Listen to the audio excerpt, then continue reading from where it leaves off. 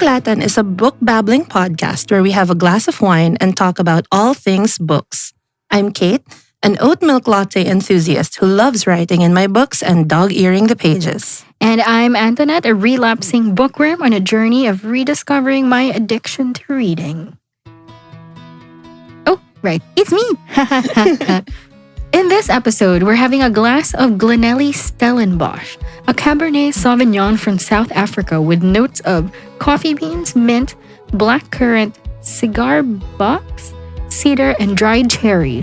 And it has a rating of 3.7 on Vivino. Cheers! Cheers! Yeah. I taste the black cherry vibe. I taste fruit. Fruit. Cherry is a fruit. Parang cherry blackcurrant. It is fruity. It's a very fruity wine. Maprutas, as the kids say. And once again, as a small disclaimer, we are by no means Wine experts. wine connoisseurs, sommelier, emerlu. This is purely vibes. Purely vibes. The closest thing I've ever done to anything remotely wine Related. in a professional sense was participating in a wine tour. I just drink it. And That's on it. this wine tour, I didn't know that you were supposed to spit the wine ew. out. Because like me and the other Filipinos were like, huh? You're gonna spit it out? Sayang naman. Sayang naman yung alak. Yeah. It's like, this is part of the feed. And we had this tour in like the morning. So everyone was drunk. It was done by lunch and we were all like, so we were like passed out. Because we That's- drank all the wine. Pure Pinoy energy right there. Okay. All right. Anyway, in this episode, I'm gonna let Kate take the reins and introduce us to a very, very interesting book. So for today's episode, we'll be talking about Emily Wilde's Encyclopaedia of Faeries by Heather Fawcett. And let me get started by reading the book summary or letting you guys know what the book is all about. So released in 2023, Emily Wilde's Encyclopaedia of Faeries is about how a curmudgeonly professor journeys to a small town in the far north to study fairy folklore, and there discovers dark fae magic, friendship, and love. Cambridge professor Emily Wilde is good at many things. She is the foremost expert on the study of fairies, but can she know all about her emotions? So she's an academic girly. Very much. She's very career oriented and is very, I'm gonna say, singularly focused on finishing this encyclopedia, which has taken the last 10 years of her life. This is her magnum opus. academic Right. career. And the book is all about how she balances that with the more human aspect of academia and not just the relationship, because this is a romantasy, but also about how academia has to balance itself with interpersonal relationships. And on that note, I'd like to ask, since the book is all about interpersonal relationships, which character did you resonate with the most and why?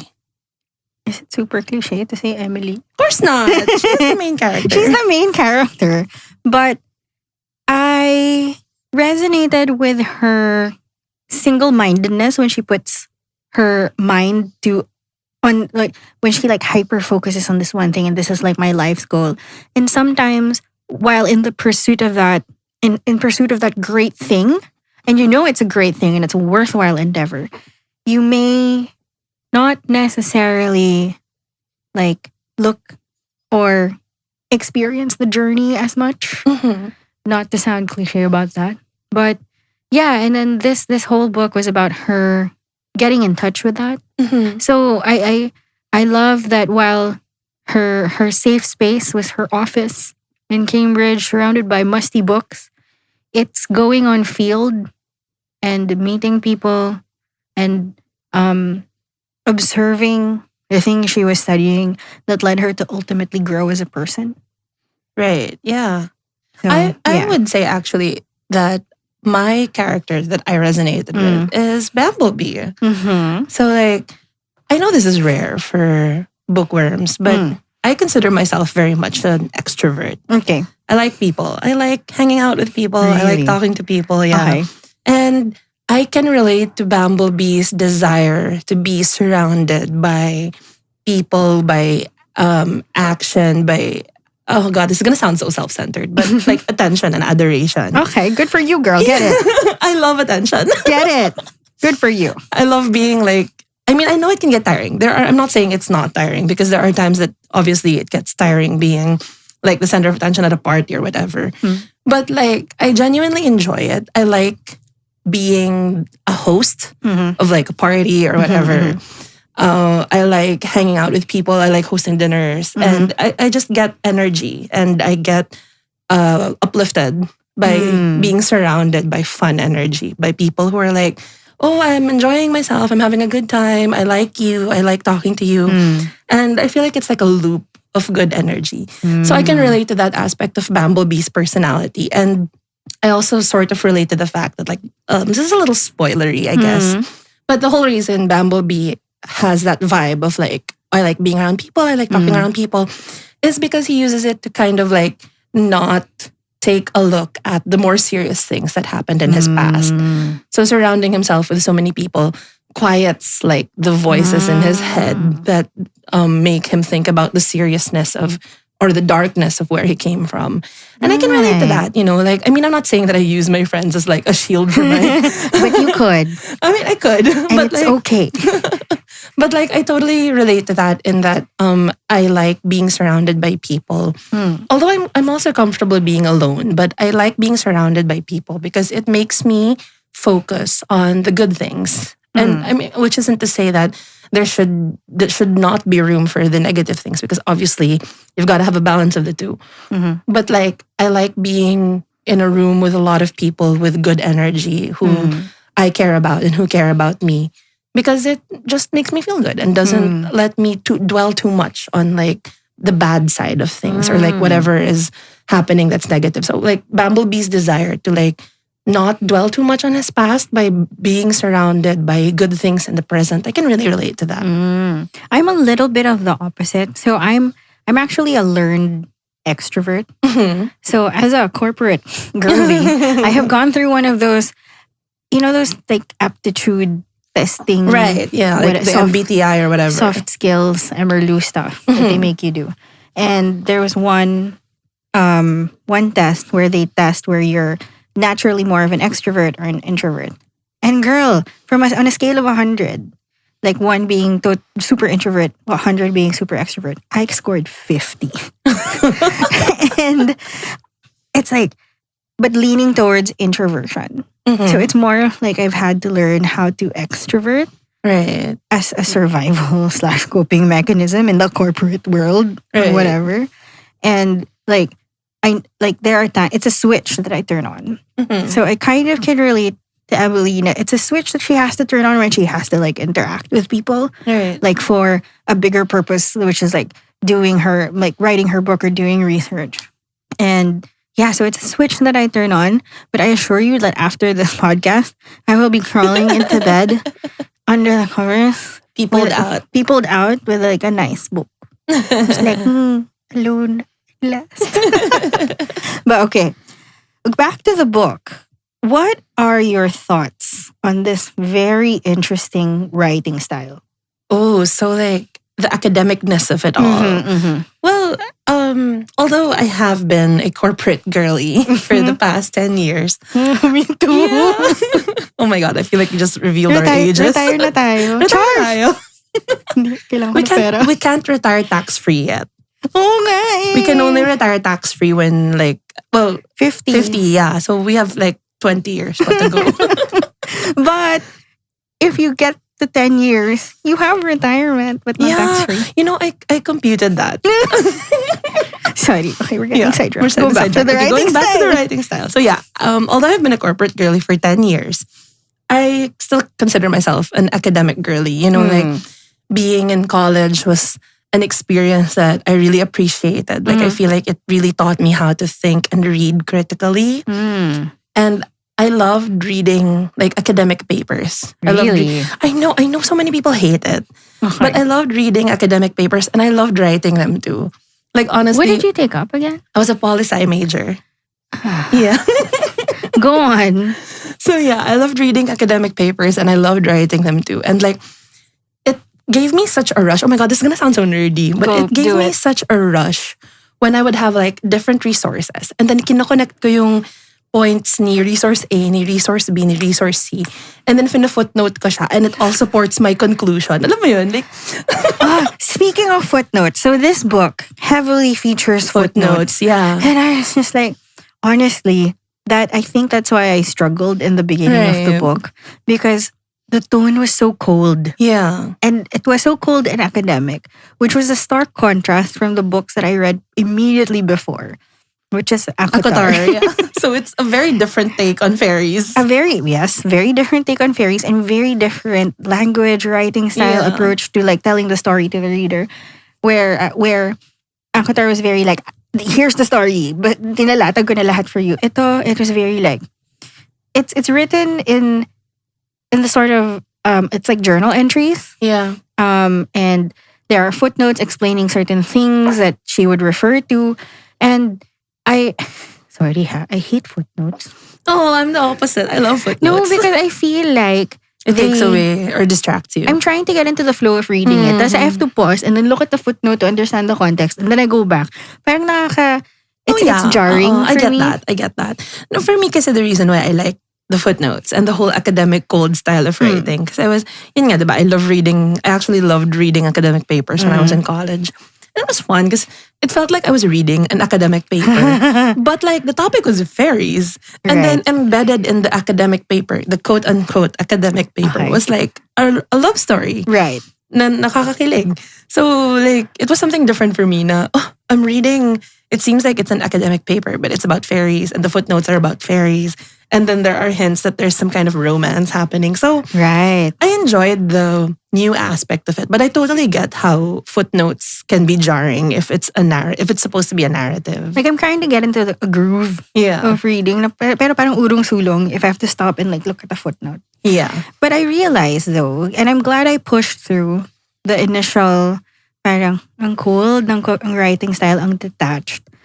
Because I realized that was her character. And I realized the genius of it because Emily is, again, a cold, academic, professor type, studious, like, nerd. Right. And that's her. Yeah. And in realizing that later on, throughout, like, as I read more of the book, parang, wow, this is like a great example of the writing style reflecting who the character is.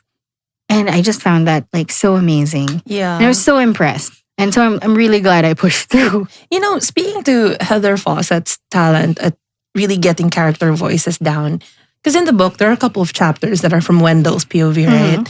And the voice is so different. The vibe is so different from Emily's. And like, I feel like there are some authors who struggle with that. Na they write multi-POV chapters. And one character ends up being more interesting than the rest. Or even worse, you can't tell which character it is. The only way you can tell which character it is if the chapters got the character's name. So like chapter 15, character B, like that. So a lot of authors struggle with that, with differentiating their character voices. And Heather Fawcett did a really good job at it. Like the chapters that were written by Wendell rather than Emily are so Felt different. so distinctly Wendell. Right? So I feel like she did such a good job with the voice. Like she's got a lock on who Emily is and who Wendell is and was able to share that very vividly with her readers. Yeah. Yeah. Speaking of Wendell. So what are your thoughts on the romance part of this romantasy? On the Emily x Wendell pairing. So I think we should introduce Emily and Wendell a little bit. Yeah. So we've introduced Emily, but Wendell, on the other hand. So Wendell Bambleby is a professor, just like Emily is at Oxford, at Cambridge, on the study of fairies. And unlike Emily, Wendell Bambleby is very much a people person. He enjoys the social aspect to academia. So all the galas, the fundraising parties, hobnobbing with the other professors. And he even excels at the certain parts of academia that Emily does not, which is to say, interpersonal relationships. So connections. Right, connection. So especially if you're studying something that exists in the natural world, like fairies exist in this universe. They exist in the natural world, or even in the real world. If you're studying like an animal that lives in a different country, or a bacteria that only grows in this cave that's located in the south of Africa, or something like that, then you need to be able to relate and speak to the people who live there.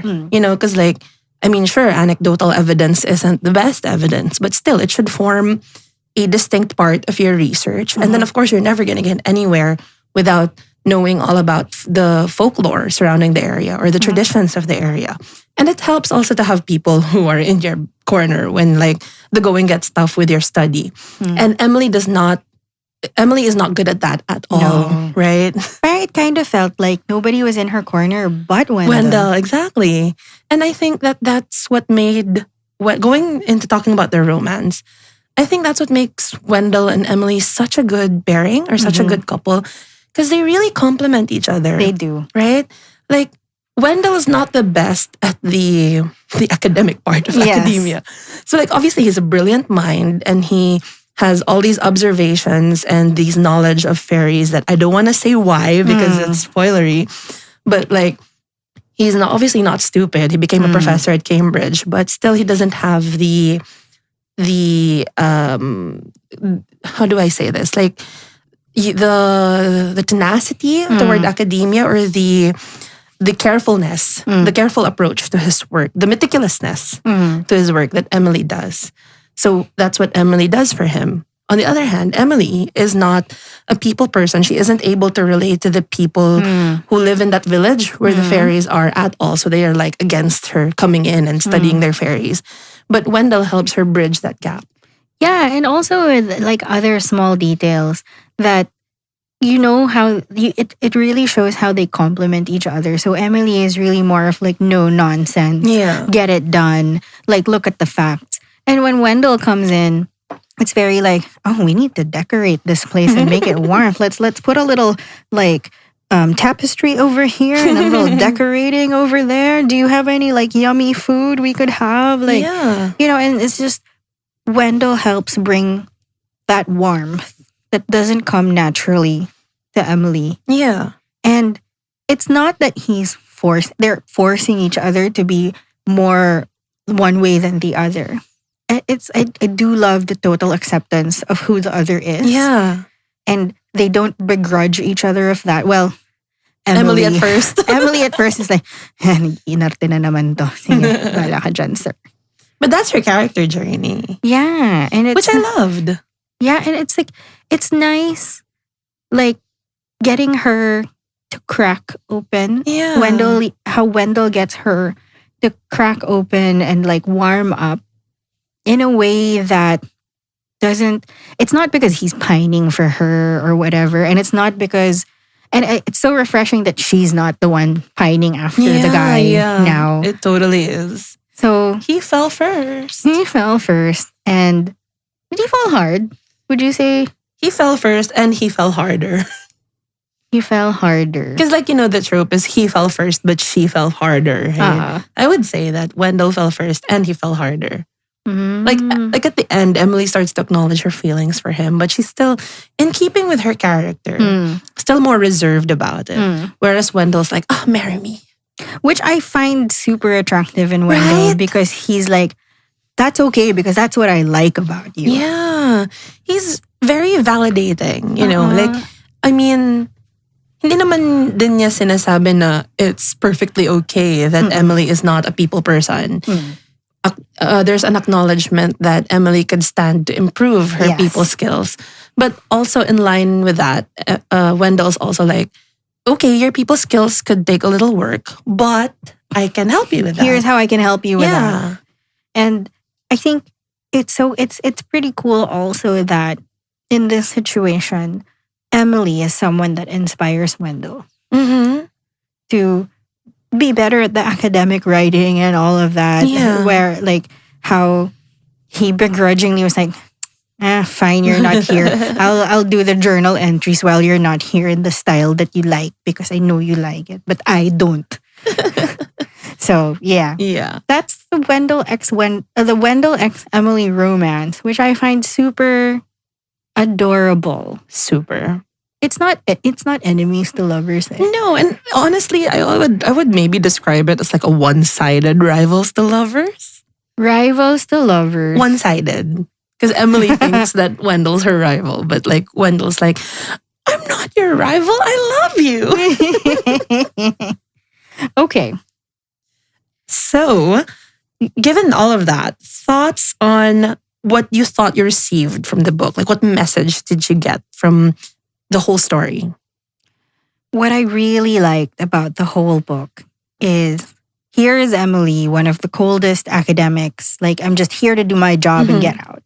And she goes to one of the coldest places in the world. Because the book takes place like in this, it's meant to be like some kind of Iceland ba? yeah, Iceland-ish. basta, I know, Newfoundland, way up there near the Arctic It Circle. feels Viking-y. It does. It feels Scandinavian. Yeah. So it's called, gosh, I don't know how to pronounce I'm pretty sure I this. pronounced Newfoundland incorrectly. I just realized. Newfoundland. But the venue or the setting in this book, Jostland? I don't know. Jostland? Yeah, and the village is Losland? called like Hrafnsvik.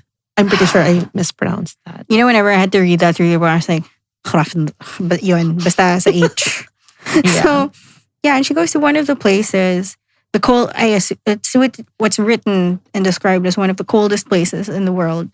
And that's where she learns to welcome warmth into her life. Oh, poetic. and it's not just the people there who it's interesting that the people who live in one of the coldest places are one of the warmest and like the people who can finally warm Emily up. Yeah. And it's like the perfect setting for Wendell Bumblebee to get through to her. Yeah.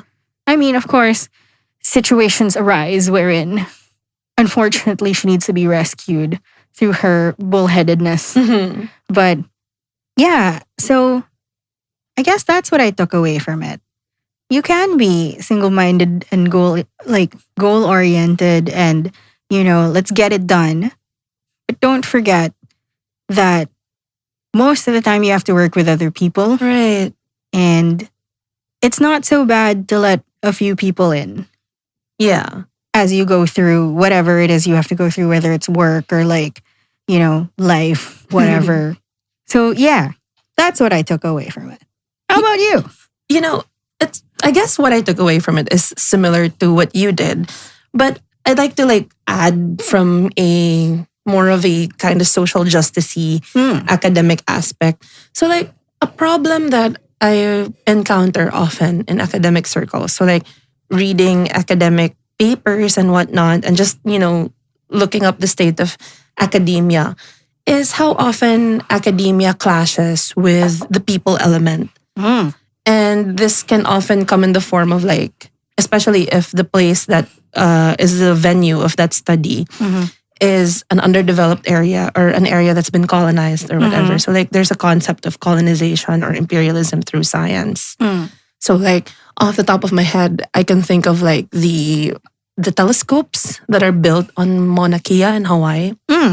So is there a scientific good there? Of course. Studying the cosmos and whatnot. But a lot of Native Hawaiians are protesting or have protested the creation of those or the building of those telescopes because they consider Mauna Kea sacred.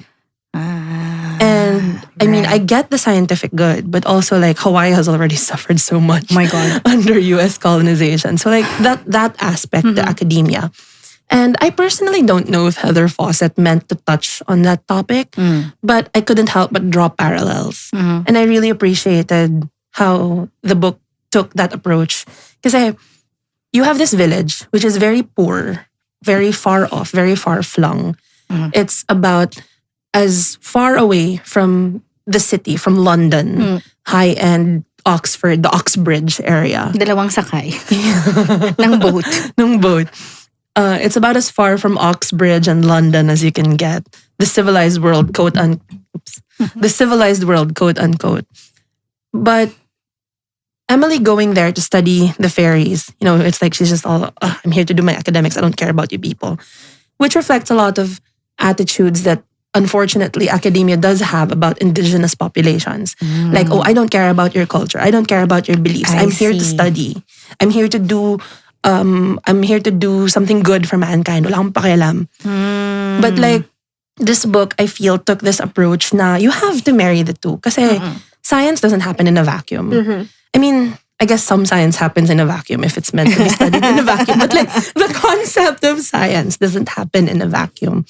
You know, you have to marry pa rin the cultural impact that you have on the people who live where you're doing your studying, especially if that area is already a traditionally underdeveloped or global south area, especially if that area has experienced colonization or the effects of imperialism.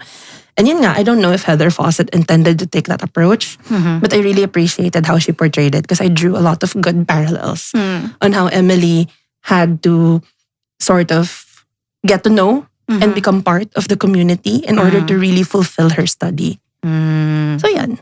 Another thing that I'm not sure if she meant to touch on was sexism in the academe. Right. So parang there were points in the book where it was like an uncomfortable truth that they both had to come to terms with, that they needed each other. Like Emily is put forth as this, the foremost scholar in what she's doing, but it constantly felt like she needed to prove herself, or that's how her dialogue or her thoughts were going.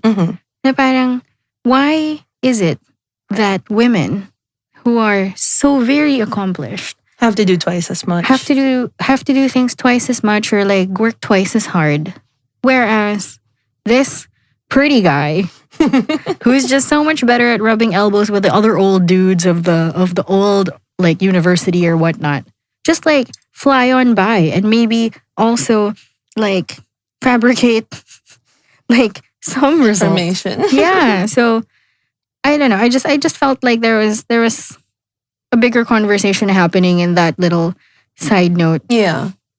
Yeah. So, that said, would you read the second installment? Because I believe the second installment has already come out. Yes. And I 100% would. I 100% would too also as well, if only for more of their bickering. Yes. bickering. Oh my God. They did like the belligerent sexual tension so good. Yeah. Like, honestly, the last time I felt this way about like a couple arguing and like they have romantic vibes, but they're not together. But they do have romantic vibes. Like off the top of my head, I'm thinking like the energy of like Jake and Amy from Brooklyn Nine-Nine. Right? Yeah. Like they're not really enemies, they're not really rivals, but like the bickering.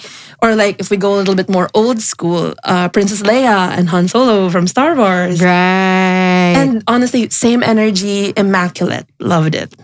And I am so excited to see more of that, especially now that there is like a bit of an acknowledgement that they have feelings for each other. A bit of an acknowledgement. Or an acknowledgement. The man Proposed. Like, the man proposed. And the girl is like, I don't know. That's why it's a bit of an acknowledgement. Because it's not yet like a fully two-way street. I'm fine. Just like a tiny note, one of my favorite details about Wendell Bumblebee is that he's apparently a good seamster. Tailor. Mananahe. When in doubt, revert to Tagalog. Yeah, and like that was such a cute, surprising detail na, and he's so secure about it. Right? And like, ayaw niyang magulo. Like, kailangan maganda. And I mean, honestly, I respect that for you. And I appreciate that you're so secure in that. You know, I remember thinking while reading that, because like Wendell Bumblebee has like a fairy thing going on, right? And I remember reading that and being like, oh, would Rhysand do this? Of course not. Rhysand. But would he? No, not really. Right? I mean, would he even know how to thread a needle? Probably not. Exactly my point. Though, I mean, if we're talking about lineage. Anyway, that's another episode. But okay, to wrap up this episode, what did you think about the wine? And what book would you pair it with? The wine is very fruity. It's got a bit more of a burn to it. Like it burns a little, but not super bad.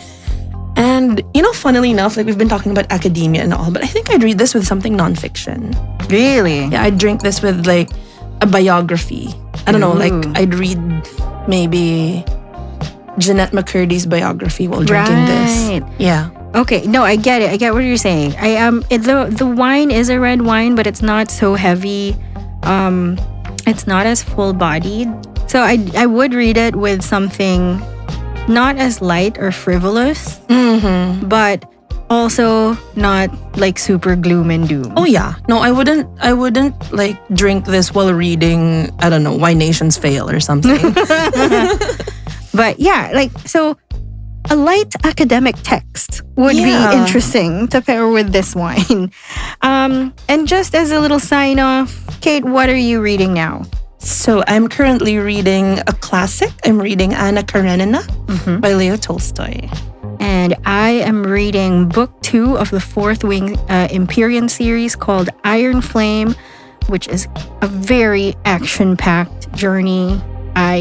Which I hope we'll probably have a future episode on that. Yes. But yeah, thanks so much, guys, for joining us on our technically first. This is what happens when you have prequels. Yeah. Is this our second episode? Or the second episode?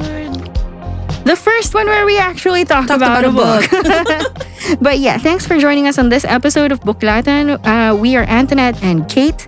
You can find more episodes on Spotify, iTunes, Google Podcasts, YouTube, and everywhere you can find your podcast. You can also find us on Facebook and Instagram at Booklatan Pod. And yeah, we'll see you at our next episode. Booklatan is a book babbling podcast where Kate and Antoinette have a glass of wine and talk about all things books. Booklatan is produced, recorded, and distributed by Big Baby Studios. Find out more about our other shows on Big Baby at itsabigbaby.com or facebook.com/bigbbabystudios.